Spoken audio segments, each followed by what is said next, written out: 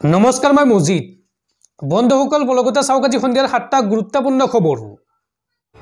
প্ৰথমটো খবৰ এতিয়াৰ পৰা মন গলে আপুনি ফাৰ্মাসীৰ পৰা ঔষধ কিনি খাব নোৱাৰিব আহি গল ডাক্তৰৰ অনুমতি অবিহনে ঔষধ বিক্ৰীত নিষেধাজ্ঞা সকলো ফাৰ্মাসীৰ বিৰুদ্ধে লোৱা হ'ব একশন প্ৰেছক্ৰিপশ্যন হাতত নিনিলে ঔষধ দিব নোৱাৰিব ফাৰ্মাসিষ্টে এই সন্দৰ্ভত দেশৰ প্ৰতিখন ৰাজ্যলৈ কঠোৰ পদক্ষেপ গ্ৰহণৰ নিৰ্দেশনা কেন্দ্ৰীয় চৰকাৰৰ এতিয়াৰ পৰা মন গলে আপুনি ফাৰ্মাসীৰ পৰা ঔষধ কিনি খাব নোৱাৰিব ডাক্তৰৰ অনুমতি অবিহনে ঔষধ বিক্ৰীত আহি গল নিষেধাজ্ঞা সকলো ফাৰ্মাসীৰ বিৰুদ্ধে লোৱা হ'ব একশন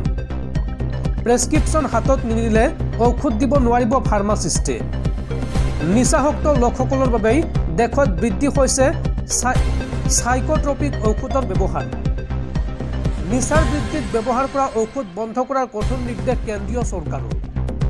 কেন্দ্ৰীয় স্বাস্থ্য সচিব পুণ্য সলীলা শ্ৰীবাস্তৱে ঘোষণা কৰিছে এই কথা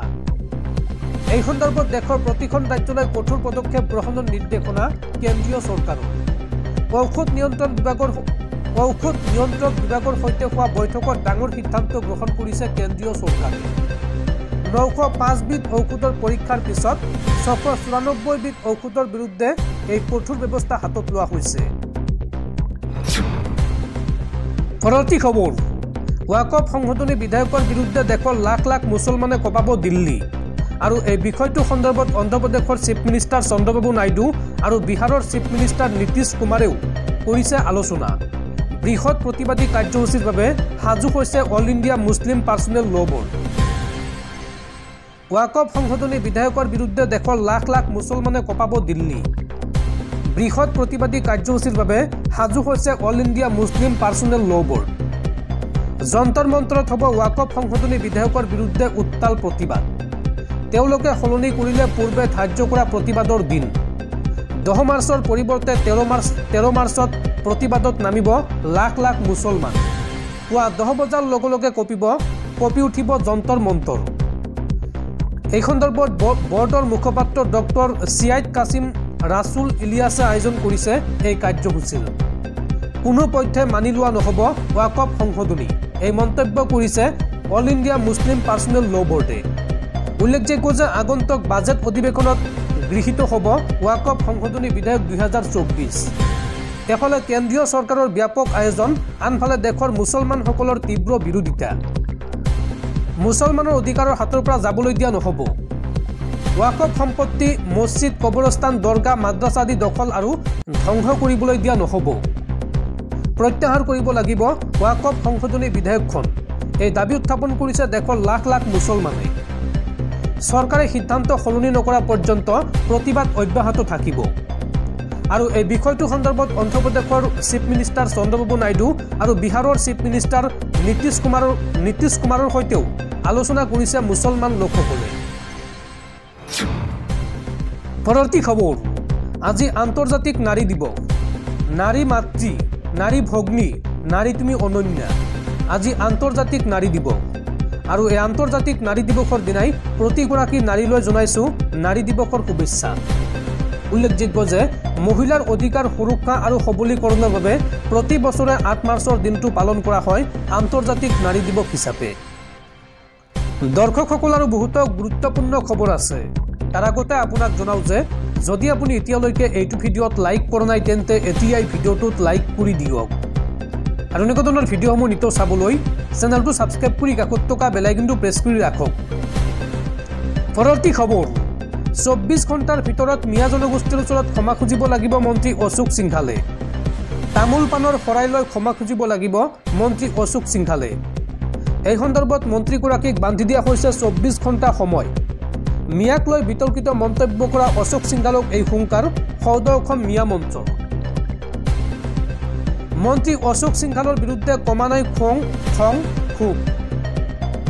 অশোক সিংঘালৰ বিৰুদ্ধে এইবাৰ গৰজি উঠিল সৌদ অসম মিয়া মঞ্চ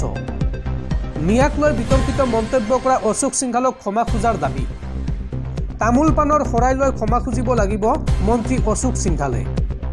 মন্ত্ৰীগৰাকীক ক্ষমা খুজিবলৈ বান্ধি দিলে 24 ঘণ্টা সময় 24 ঘণ্টাৰ ভিতৰত অশোক সিংঘালক ক্ষমা খোজাৰ দাবী মিয়া মঞ্চৰ পৰৱৰ্তী খবৰ ৰাজ্যত পুনৰ ভয়ংকৰ গুলিয়াগুলি দুটা ফৈদৰ সংঘাতক লৈ তীব্ৰ উত্তেজনা ৰাজ্যত নিশা সৃষ্টি হল এক ভয়ংকৰ পৰিস্থিতিৰ সাবুৱাৰ বালিজান চাহ বাগিচাত গুলীচালনাৰ ঘটনা পৰিস্থিতি নিয়ন্ত্ৰণ কৰিবলৈ অইলৰ নিৰাপত্তাৰক্ষীৰ শূন্যলৈ গুলী প্ৰথমে চাহ বাগিচাখনৰ দুটা ফৈদৰ মাজত বাক বিতণ্ডা আৰু এই ঘটনাক বাধা দিবলৈ গৈছিল অইলৰ এজন নিৰাপত্তাৰক্ষী পৰিস্থিতি নিয়ন্ত্ৰণ কৰিবলৈ নিৰাপত্তাৰক্ষীয়ে চলাই দুজাইকৈ গুলী আৰু এই গুলীচালনাৰ পিছতে অধিক উত্তপ্ত হৈ পৰে পৰিস্থিতি আৰু পাছত বিন্দাকোটা আৰক্ষী আহি পৰিস্থিতি নিয়ন্ত্ৰণলৈ আনে ঘটনাস্থলীত আৰু অইলৰ নিৰাপত্তাৰ দায়িত্বত থকা জোৱানজনক এতিয়া বৰখাস্তৰ দাবী স্থানীয় ৰাইজৰ পৰৱৰ্তী খবৰ পাকিস্তানৰ পৰা উদ্ধাৰ কৰা হ'ব পিঅ'কে লণ্ডনত এই ডাঙৰ মন্তব্য ভাৰতৰ বিদেশ মন্ত্ৰী এছ জয়শংকৰৰ পিঅ'কে উদ্ধাৰ কৰাৰ লগে লগে কাশ্মীৰ সমস্যাৰ অন্ত পৰিব এই মন্তব্য ভাৰতৰ বৈদেশিক মন্ত্ৰী এছ জয়শংকৰৰ আৰু ভাৰতৰ বৈদেশিক মন্ত্ৰীগৰাকীৰ এই মন্তব্যৰ পিছতে এতিয়া পাকিস্তানত হাহাকাৰ পাকিস্তানৰ পৰা উদ্ধাৰ কৰা হ'ব পিঅ'কে লণ্ডনত এই মন্তব্য কৰিলে ভাৰতৰ বিদেশ মন্ত্ৰী এছ জয়শংকৰে পিঅ'কে উদ্ধাৰ কৰাৰ লগে লগে কাশ্মীৰ সমস্যাৰ অন্ত পৰিব পাকিস্তানী সাংবাদিকৰ প্ৰশ্নৰ উত্তৰত পিঅ'কেক লৈ এই মন্তব্য কৰিলে ভাৰতৰ বিদেশ মন্ত্ৰীয়ে প্ৰথমতে আমি কাশ্মীৰৰ পৰা 370 আঁতৰ কৰিলোঁ সামাজিক ন্যায় স্থাপন কৰা হ'ল কাশ্মীৰত জনতাই নিজৰ ভোটাধিকাৰো সাব্যস্ত কৰিলে আৰু ইয়াৰ পিছতে পিঅ'কে আমি উদ্ধাৰ কৰিম বিগত 77 বছৰ ধৰি পাকিস্তানে দখল কৰি ৰাখিছে কাশ্মীৰৰ এই অংশ এই পিঅ'কে ভাৰতে পুনৰ উদ্ধাৰ কৰিব ভাৰতৰ বিদেশ মন্ত্ৰীৰ এই মন্তব্যৰ পিছতে এতিয়া হাহাকাৰ লাগিছে পাকিস্তানত পৰৱৰ্তী খবৰ দেশত পুনৰ সংঘটিত হৈছে আন এক জঘন্য ঘটনা ভাৰত ভ্ৰমণৰ সময়তে দলবদ্ধ ধৰ্ষণৰ বলি হ'ল এগৰাকী ইজৰাইলী মহিলা কৰ্ণাটকত এগৰাকী ইজৰাইলী মহিলা পৰ্যটক দলবদ্ধ ধৰ্ষণৰ বলি হৈছে একে সময়তে ইজৰাইলী মহিলাগৰাকীক আশ্ৰয় দিয়া ঘৰটোৰ মালিক মহিলাগৰাকীক ধৰ্ষণ কৰা হয় বৃহস্পতিবাৰে নিশা প্ৰায় 11:30 কৰ্ণাটকৰ কোপ্পাল জিলাৰ হাপ্পিৰেটা হ্ৰদৰ সমীপত সংঘটিত হয় এই দলবদ্ধ ধৰ্ষণ কাণ্ড স্থানীয় আৰক্ষীৰ উদ্ধতিৰে সংবাদ মাধ্যমত প্ৰকাশ পোৱা বাতৰি অনুসৰি 27 বছৰীয়া ইজৰাইলী পৰ্যটকগৰাকী আৰু 29 বছৰীয়া স্থানীয় মহিলাগৰাকীয়ে তুংগা ভদ্ৰ হ্ৰদৰ সমীপত ঘূৰি আছিল আৰু সেই সময়ত 3জন মানুহ আহি তেওঁলোকক ধৰ্ষণ কৰে ধৰ্ষণৰ বলি হোৱা মহিলা দুগৰাকীৰ সৈতে আন 3জন পৰ্যটকো আছিল ইয়াৰে এজন ডেনিয়েল আমেৰিকান নাগৰিক আৰু বাকী দুজন ক্ৰমে মহাৰাষ্ট্ৰ আৰু উৰিষ্যাৰ বাসিন্দা তেওঁলোক হ্ৰদটোত পৰি যায় যদিও গুৰুতৰভাৱে আহত হোৱা নাই এই সন্দৰ্ভত কোপ্পাল আৰক্ষী অধীক্ষক ৰামেল আৰাচিদ্দিয়ে কয় যে ভুক্তভোগীৰ অভিযোগৰ ভিত্তিত তাৎক্ষণিক ব্যৱস্থা গ্ৰহণ কৰা হৈছে অভিযুক্তক চিনাক্ত কৰা হৈছে আৰু শীঘ্ৰেই গ্ৰেপ্তাৰ কৰা হ'ব এই ঘটনাত দুটা বিশেষ তদন্তকাৰী দল গঠন কৰা হৈছে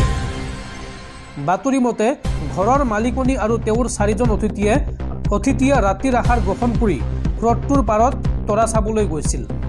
আৰু সেই মুহূৰ্ততে 3জন অভিযুক্ত মটৰ চাইকেলেৰে তাত উপস্থিত হয় প্ৰথমতে তেওঁলোকে পেট্ৰল ক'ত পাব বুলি সোধে আৰু তাৰ পিছত ইজৰাইলী মহিলাগৰাকীৰ পৰা 100 টকা দাবী কৰে ইজৰাইলী পৰ্যটকগৰাকীয়ে ধন দিবলৈ অস্বীকাৰ কৰাত অভিযুক্তৰ সৈতে দ্বন্দ্ব আৰম্ভ হয় আৰু ইয়াৰ পিছতে অভিযুক্তই পৰ্যটকগৰাকীক আক্ৰমণ কৰে আৰু তেওঁলোকৰ 3জন পুৰুষ পৰ্যটকক হ্ৰদটোত ঢকিয়াই পেলাই দিয়ে পিছত মহিলা দুগৰাকীক ধৰ্ষণ কৰি মটৰ চাইকেলেৰে পলায়ন কৰে স্থানীয় মহিলাগৰাকীৰ অভিভাৱকে দাখিল কৰা এজাহাৰৰ ভিত্তিত আৰক্ষীয়ে ধৰ্ষণ আৰু ডকাইতিৰ এটা গোচৰ ৰুজু কৰিছে আৰু আৰম্ভ কৰিছে তদন্ত পৰৱৰ্তী খবৰ ভাৰতৰ নাগৰিকত্ব এৰিলে কোটি কোটি টকা আত্মসাৎ কৰি পলায়ন কৰা ললিত মোদীয়ে গ্ৰহণ কৰিলে আন দেশৰ নাগৰিকত্ব পোহৰলৈ আহিছে ভাৰতৰ বেংকৰ পৰা কোটি কোটি টকা ঋণ লৈ ভাৰতৰ পৰা বিদেশলৈ পলায়ন কৰা ললিত মোদীৰ সম্পৰ্কে আন এক বিস্ফোৰক খবৰ মোদীক বিদেশৰ পৰা ভাৰতলৈ ঘূৰাই অনাৰ প্ৰচেষ্টা চলি থকাৰ মাজতে এই কথা পোহৰলৈ আহিছে উল্লেখযোগ্য যে ইণ্ডিয়ান প্ৰিমিয়াৰ লীগৰ প্ৰতিষ্ঠাপক ললিত মোদীয়ে ভাৰতীয় নাগৰিকত্ব ত্যাগ কৰিবলৈ আগ্ৰহী ললিতে ভাৰতীয় পাছপোৰ্ট জমা দিবলৈ লণ্ডনত থকা ভাৰতীয় উচ্চায়ুক্তত আবেদন জনাইছে শুকুৰবাৰে এই তথ্য নিশ্চিত কৰিছে বৈদেশিক পৰিক্ৰমা মন্ত্ৰালয়ে এই সন্দৰ্ভত বৈদেশিক পৰিক্ৰমা মন্ত্ৰালয়ৰ মুখপাত্ৰ ৰণধীৰ জয়ছোৱালে কয় যে ললিত মোদীয়ে পাছপৰ্ট বিচাৰি আবেদন কৰিছে। আবেদন পৰীক্ষা কৰি সিদ্ধান্ত লোৱা হ'ব। তেওঁৰ বিৰুদ্ধে যি আইনী ব্যৱস্থা ল'ব লাগিব সেয়া লোৱা হ'ব। ভাৰতীয় নাগৰিকত্ব ত্যাগ কৰি ক'ত নাগৰিকত্ব ল'ব ললিত মোদীয়ে? জানিব পৰা মতে ললিত মোদীয়ে দক্ষিণ প্ৰশান্ত মহাসাগৰীয় দ্বীপৰাষ্ট্ৰ ভানুআটুৰ নাগৰিকত্ব লাভ কৰিছে। উল্লেখযোগ্য যে 2010 চনত ললিত মোদীয়ে ভাৰত ত্যাগ কৰি লণ্ডনলৈ পলায়ন কৰে। IPLৰ মুৰব্বী হৈ থকা সময়ত কোটি কোটি টকা আত্মসাৎ কৰাৰ অভিযোগ উত্থাপন হৈছে ললিত মোদীৰ বিৰুদ্ধে। জানিব পৰা মতে দ্বীপৰাষ্ট্ৰ ভানুআটুৰ ভাৰতৰ সৈতে প্ৰত্যাৰ্পণ চুক্তি নাই। গতিকে ভৱিষ্যতে ভাৰতীয় আইনৰ অধীনত তেওঁক দোষী সাব্যস্ত হ'লেও ভাৰত চৰকাৰে তেওঁক বিতাড়িত কৰিব নোৱাৰিব।